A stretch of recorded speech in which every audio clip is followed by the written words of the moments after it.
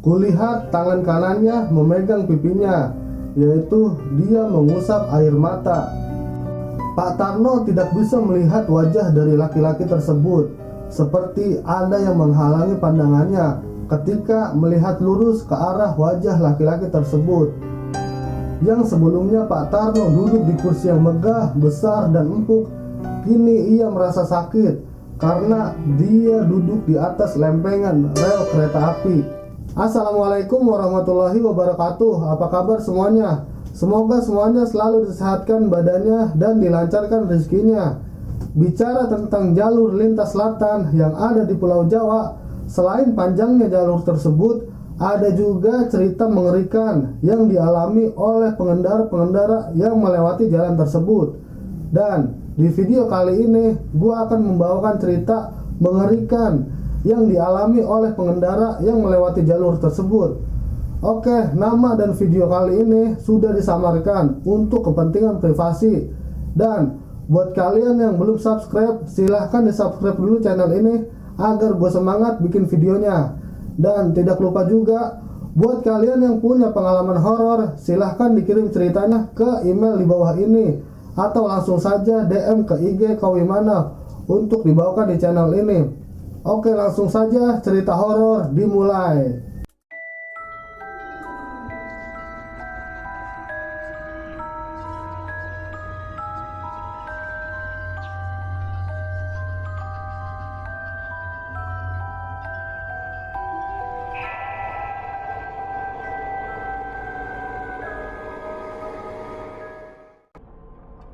Ini berdasarkan kisah nyata yang diceritakan oleh Mas Hanif akan keangkerannya di sebuah jalan yang ada di jalur lintas selatan. Untuk nama lokasinya, Mas Hanif memang sengaja tidak menjelaskan secara detail.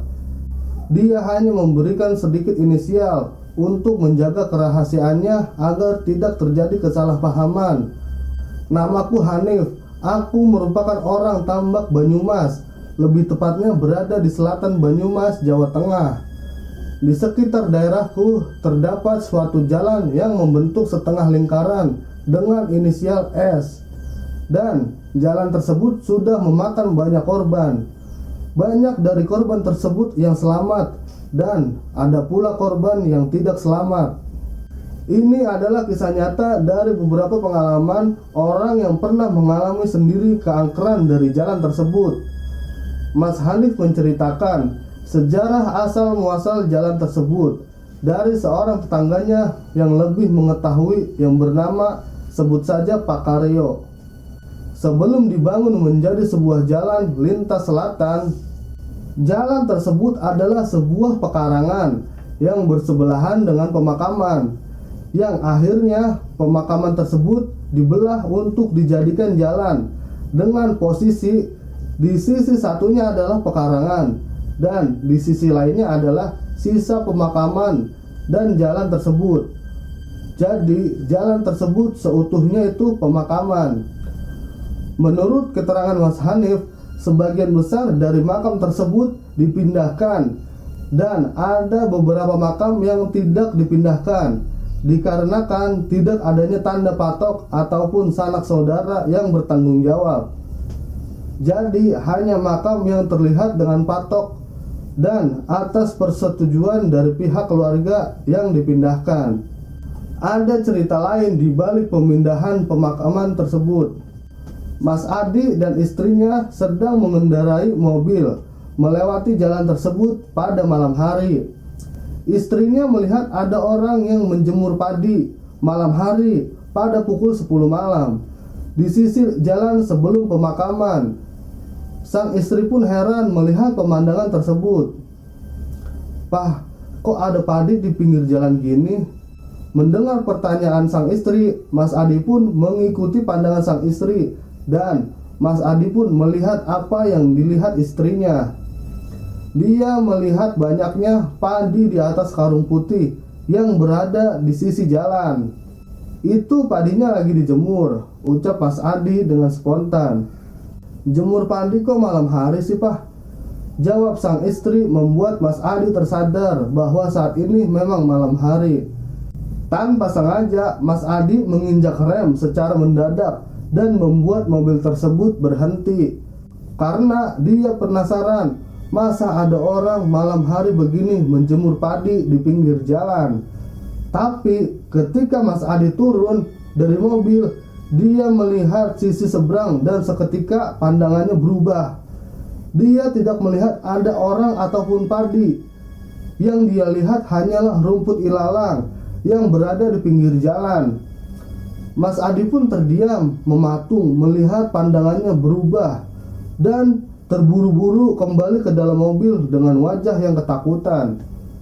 Ketika Mas Adi ke mobilnya dan hendak menginjak gas, dia melihat ke arah mobilnya dan terdiam.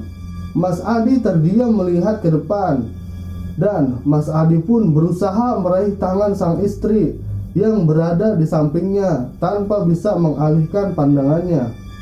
"Ma, kamu lihat apa, Pak?" tanya sang istri mencoba mengarahkan matanya mengikuti pandangan mata Mas Adi. "Ma, Mama nggak lihat di depan mobil," tanya Mas Adi dengan wajah pucat dan badan yang tegang. Sang istri bingung karena dia tidak melihat apa yang dilihat oleh suaminya. Karena panik melihat kondisi sang suami, akhirnya sang istri berusaha membaca doa untuk menenangkan suaminya. Doa tersebut membuat Mas Adi bisa menutup matanya dan membuat Mas Adi lebih tenang. Setelah Mas Adi menutup matanya, dia pun ikut berdoa di dalam hati.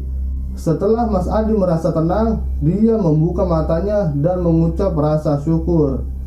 Karena pemandangan di depan mobilnya sudah kembali normal, dan dengan segera Mas Adi melajukan mobilnya pergi meninggalkan jalan tersebut. Diiringi doa sepanjang perjalanan hingga menemukan restoran terdekat. Sesampainya di restoran, Mas Adi menceritakan kepada sang istri bahwa dia melihat ada pocong tepat di depan mobil. Pocong tersebut tidur di jalan dengan kain putih yang sudah kotor.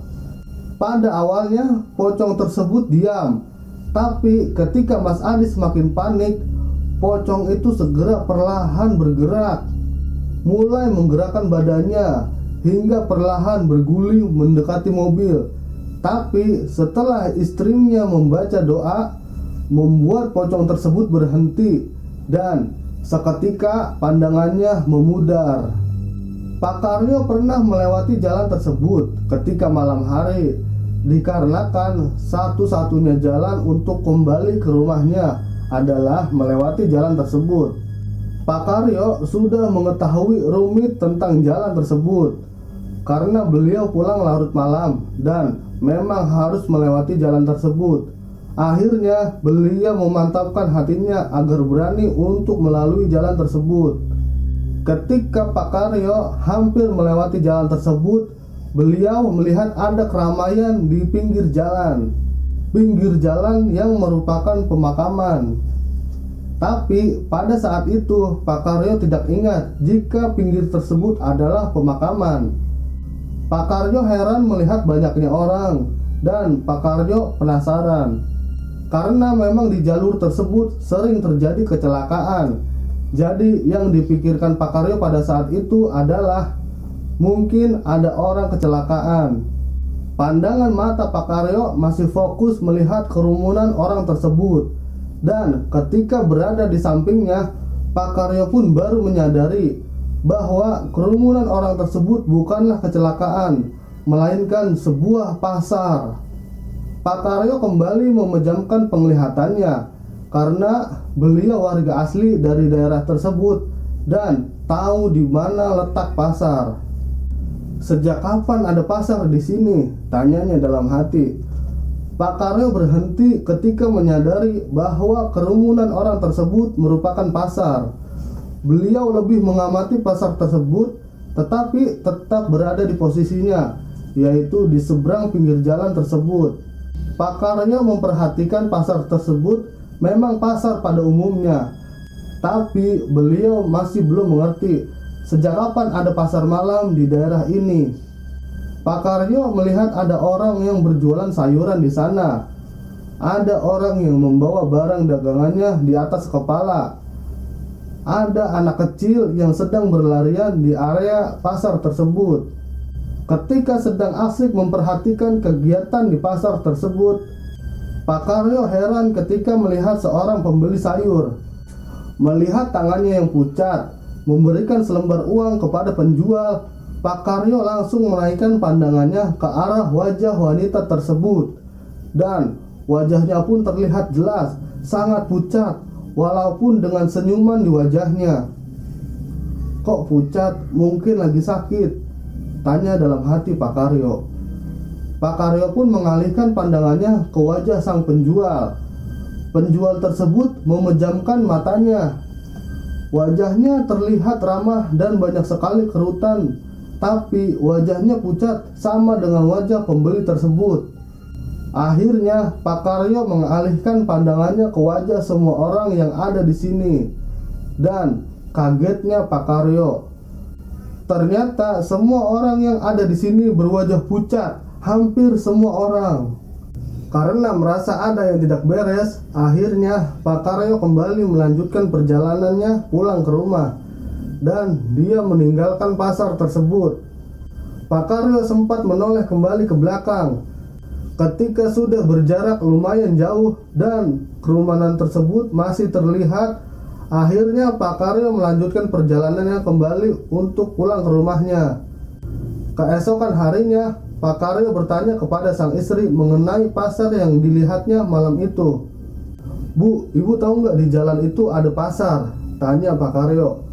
"Bapak ngawur, mana ada pasar di sana? Orang di sana aja pinggirnya pemakaman. Kalaupun ada yang berani buka pasar di sana, nggak akan datang tuh Pak orang." Pak Karyo terdiam sesaat ketika mendengar jawaban dari sang istri, dan dia baru ingat bahwa memang benar apa yang dikatakan sang istri. Di pinggir jalan tersebut adalah pemakaman. Pak Karyo memejamkan matanya dan dia berusaha mengingat kejadian semalam. Dan dia yakin jika itu memang pasar. Akhirnya Pak Karyo kembali ke jalan baru tersebut untuk memastikan, karena dia yakin dengan apa yang dilihatnya. Tapi dia juga mengetahui bahwa sisi tersebut adalah pemakaman. Ketika Pak Karyo sampai di jalan tersebut, Pak Karyo dibuat bingung. Dia memandang lama ke arah pinggir tersebut. Pak Karyo memastikan posisi dia berdiri di malam itu, dan yang dia lihat di seberang jalan bukanlah pasar. Sisi lain dari tempat ia berdiri adalah pemakaman, dan tidak ada tanda-tanda pernah ada pasar di sana. Banyak sekali cerita yang saya dengar bahwa di jalan tersebut sering sekali ada bus berhenti, tapi tidak ada penumpang yang naik ataupun turun dari bus tersebut. Awalnya Mas Hanif tidak begitu memperdulikan cerita tersebut, sehingga teman dekat Mas Hanif mengalami hal-hal yang sangat membingungkan. Pak Tarno selalu menjemput anak gadisnya yang merantau ke kota besar jika pulang kampung, karena pada saat itu jarang sekali ada ojek, membuatnya harus rela menunggu sang anak di pinggir jalan. Karena bus yang biasa anaknya gunakan selalu berhenti di jalan yang sama, yaitu di jalan baru tersebut. Malam ini jam 11, Pak Tarno sudah menunggu di sekitar pasar 1 jam, tapi anaknya belum juga kelihatan. Sebelumnya ada 2 bus yang berhenti, tapi tidak ada yang naik ataupun turun, membuat Pak Tarno heran. Kalau nggak ada yang naik ataupun turun, ngapain berhenti? Tanya dalam hati. Suasana malam itu sangat sepi, tidak seperti biasanya yang banyak sekali kendaraan lalu lalang melewati jalan tersebut. Tapi malam ini rasanya beda. Selain sepi, angin di malam ini juga terasa sangat dingin. "Mana sih Mila? Udah 1 jam lebih kok nggak sampai-sampai," gerutu Pak Tarno. Pak Tarno melihat ada 2 bus, cahaya terang yang mendekat ke arahnya. Cahaya itu berasal dari lampu bus. Bus tersebut berjalan pelan dan melewatinya, kemudian berhenti beberapa langkah dari Pak Tarno berdiri. Pak Tarno melihat pintu bus terbuka. Dia melihat ada seorang turun dari bus tersebut, membuat bibir Pak Tarno melebarkan senyum. Pak Tarno mengira yang turun dari bus adalah anaknya. Tapi ketika wanita yang turun tersebut berdiri di pinggir jalan, Pak Tarno menyadari bahwa itu bukanlah Mila, anaknya. Wanita itu berusia sekitar belasan tahun, mungkin 17 atau 19 tahun. Rambutnya hitam panjang, menutupi punggungnya.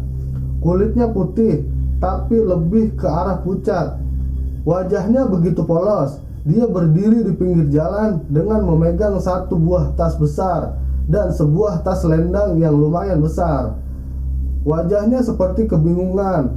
Kepalanya menengok ke kiri seperti mencari makanan atau mencari sesuatu. Kami sempat beradu pandang ketika dia menoleh ke arahku, dan aku pun hanya tersenyum. Dia membalas senyumku sambil menganggukkan kepalanya kepadaku. Aku semakin gusar menunggu anakku yang tak kunjung datang. Aku saja sebagai ayah sudah menunggu Mila, anak gadisku, hampir 1 jam setengah. Tapi orang tua anak itu malah belum menjemputnya, padahal dia sudah datang. Kalau nanti orang tuanya tidak menjemput, bagaimana? Ini kan malam hari di pinggir jalan besar. Kemudian aku melihat ke arah gadis itu. Kali ini kepalanya menunduk. Aku merasa dia sedang bersedih, dan kini terdengar suara sayup. Kulihat tangan kanannya memegang pipinya, yaitu dia mengusap air mata. Melihat hal itu, aku pun ternyuh. Aku hendak menghampirinya. Saat kakiku hendak melangkah ke gadis itu sedikit bergerak menyamping seperti menghindar. Gerakannya sangat pelan, dan menurutku itu hanya refleks saja karena gadis itu kaget melihatku. Akhirnya kuurungkan niatku untuk mendekatinya. Mungkin dia takut aku orang jahat, dan wajar saja dia berpikiran seperti itu karena ini hampir tengah malam di jalanan yang sepi. Pak Tarno kembali memikirkan anak gadisnya yang tak kunjung datang, membuatnya kesal kepada Mila. Dan tiba-tiba, Pak, terdengar suara wanita dari arah sampingku. Aku pun terdiam kaku. Suaranya sangat lembut, dengan nada datar dan angin menyertai suaranya. Nafasku memburu mendengar hal itu, tapi dengan sedikit rasa penasaran, aku memberanikan diri untuk melihat sumber dari suara tersebut. Ternyata itu adalah anak gadisku yang turun dari bus. Ada apa, Dek? Bisa antarkan saya pulang, Pak? Sepertinya kakak saya lupa jemput, pintanya padaku. Aduh, bukannya nggak mau, Dek, tapi Bapak juga lagi nunggu anak Bapak, Mila. Nanti kalau Bapak anterin adek, terus Mila datang gimana? Kan kasihan Mila nungguin Bapak sendirian di pinggir jalan. Gadis itu diam mendengar penjelasanku. Wajahnya kembali menunduk, terlihat air matanya keluar. Mungkin penjelasanku membuatnya sedih. Jangan nangis, Dek. Gini, kita tunggu anak Bapak saja sebentar lagi ya. Nanti kalau anak Bapak sudah datang, kita pergi sama-sama. Nanti kamu kita antar pulang. Pak, antar aku dulu ya, Pak, pulang. Sebentar saja. Tolong, Pak, hanya sebentar. Rumah saya dekat kok, Pak, pintanya memohon. Pak Tarno yang tak tega melihat gadis ini akhirnya luluh. Pak Tarno pun mengantar anak itu terlebih dahulu. Nama kamu siapa, Dek? Tanya Pak Tarno ketika berada di atas motornya. Saya Nining, Pak, jawabnya. Memang keluarga kamu nggak ada yang menjemput? Tanya Pak Tarno. Harusnya Kak Iman menjemput saya, Pak, tapi mungkin dia ketiduran, jawab Nining yang sedang duduk di belakangku. Tapi kan bahaya, kamu perempuan pulang hampir tengah malam, tapi belum dijemput sama keluarga. Kalau ada apa-apa nanti bagaimana? Dan Nining pun terdiam mendengar pertanyaan Pak Tarno. Nining memberitahu Pak Tarno jalan menuju ke rumahnya. Pak Tarno bingung ketika dia berbelok. Dia melihat rumah yang sangat berjejer, sangat megah, membuatnya tertegun. Ada sedikit rasa kagum ketika melihat bangunan rumah megah berdiri tegak di sana. Tapi dia juga merasa heran karena selama ini Pak Tarno tidak pernah melihat ada komplek perumahan elit di daerahnya, apalagi di sekitar jalan raya tersebut. Berhenti di rumah di pagar yang putih ya Pak? Pak Tarno takjub melihat rumah berpagar putih. Rumah tersebut sangat megah. Pagarnya saja terbuat dari besi dengan ukiran yang sangat cantik, dengan gagah tinggi menjulang ke atas. Terdapat patung macan yang sedang berdiri sangat besar di pinggir sebelah kanan dari pagar tersebut. Kesan mewah jelas langsung terlihat. Dek Nining anak orang kaya ya, kok tidak ada yang menjemput sih? Setelah turun dari motor, Nining tersenyum kepadaku dan menundukkan wajahnya. Terima kasih Pak sudah mau mengantarkan saya, padahal Bapak tidak kenal saya. Coba kalau waktu itu saya juga bertemu Bapak, pasti saya akan selamat sampai di rumah, ucap Nining dengan nada yang sangat pelan. Ketika mengucapkan kata selamat sampai rumah, mendengar kata-kata itu membuatku tersentak kaget. Keluarga saya memang kaya Pak, tapi orang tua saya sibuk dengan dunia mereka. Mungkin mereka malah sudah melupakan saya. Padahal saya terkadang pulang ke rumah untuk melihat mereka seperti hari ini, ucapnya dengan senyuman kebahagiaan. Masuk dulu Pak, ucap Nining. Gak usah dek, nanti malah merepotkan.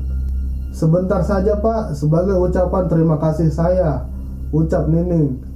Pak Tarno bingung karena ucapan Nining seperti perintah yang membuatnya tak bisa menolak. Hanya sebentar saja Pak. Pak Tarno seketika turun dari motornya, mengikuti langkah kaki Nining mendekati rumah mewah tersebut. Kakinya terus melangkah hingga masuk ke dalam rumah besar tersebut dan duduk di kursi yang sangat besar dan empuk. Sebentar ya Pak, tunggu dulu, ucap Nining masih dengan senyum manis yang menghiasi wajahnya. Seketika datanglah seorang perempuan setengah baya, mengenakan kebaya yang lusuh seperti zaman dahulu, dengan sanggul di kepalanya, membawa nampan berisi makanan dan minuman. Wajahnya selalu menunduk ke bawah, menunjukkan rasa sungkan, malu, takut, atau mungkin sudah menjadi kebiasaan melakukan hal tersebut. Setelah meletakkan makanan dan minuman, wanita itu langsung pergi meninggalkan Pak Tarno. Pak Tarno memandang sekelilingnya.